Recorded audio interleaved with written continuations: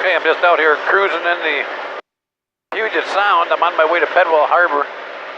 And this is August the 19th, 2017.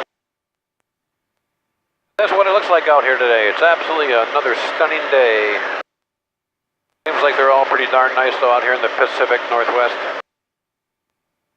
Everything looks still fairly summery.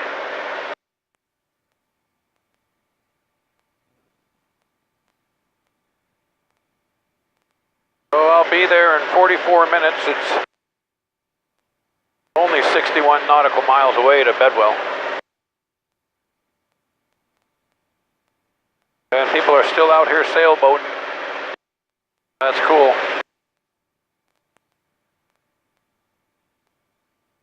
This is paradise out here this time of year.